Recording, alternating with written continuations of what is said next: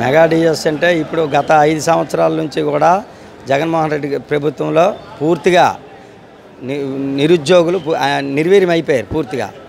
ఈ ప్రభుత్వం వచ్చిన వెంటనే మొట్టమొదటి సంతకం మెగా డిఎస్ మీద పెట్టారు. చాలా సంతోషంగా నిరుద్యోగులు చాలా ఉత్సాహంగా ఈ 5 సంవత్సరాలు కూడా నిరుద్యోగులకి ఎన్నో ఉద్యోగాలు కల్పిస్తామని చంద్రబాబు నాయుడు ప్రభుత్వం చెప్పారు కాబట్టి చాలా ఉత్సాహంగా ఉన్నారు సార్. అన్నా క్యాంటీన్లు అంటే పేదవాడికి నిరుపేదకి భోజనం 5 రూపాయలకే భోజనం అనేది చాలా గత తెలుగుదేశం ప్రభుత్వంలో చాలా ఉత్సాహంగా ఆ సిటీల్లో అయితే చక్కగా చాలామంది పేరు చెప్పుకున్నారు సార్ అన్నా క్యాంటీన్ల మీద.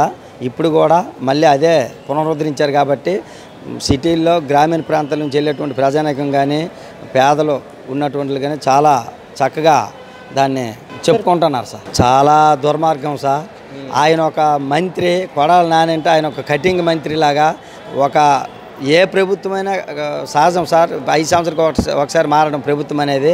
కానీ ఒక మంత్రిగా ఉండి అటువంటి నీచమైన మాటలు దిగజారడం అనేది చాలా తప్పు సార్. ఎందుకంటే పార్టీలు వస్తుంటాయి, సహజమే మారుతుంటాయి. కానీ రాజ్యాంగం ప్రకారం ఏ విధంగా అయితే ఆయనకి ఒక ప్రభుత్వ పదవి ఇచ్చారో దాని ప్రకారం నిర్వర్తించాలి. కానీ ఇలాగ ప్రభుత్వం మీద దాడులు లేనిపోని దుర్మార్గమైనటువంటి నీచమైన మాటలు అది చాలా దుర్మార్గం సార్.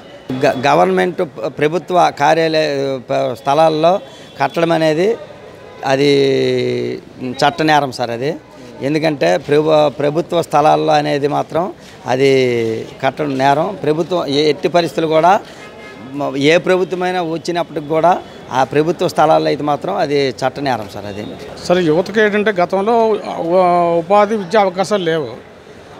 గౌరవ ముఖ్యమంత్రి చంద్రబాబు నాయుడు గారు గత ఎన్నికల సమయంలో హామీ ఇచ్చారు. అధికారంలో కానీ హామీతో ఏంటంటే నిరుద్యోగులు చాలా ఉత్సాహంగా ఉన్నారు సార్. వాళ్ళకి ఒకటి ఏంటంటే నిరాశ తొలగిపోయింది సార్. సార్ గతంలో ఏంటంటే చాలామంది కూడా ఉత్సాహం మీద ఉన్నారు సార్. మరి చంద్రబాబు నాయుడు గారు హామీ ఇచ్చారంటే పక్కాగా అమలు చేస్తారన్న ఒక రకమైన నమ్మకం ప్రజల్లో ఉన్నారు సార్.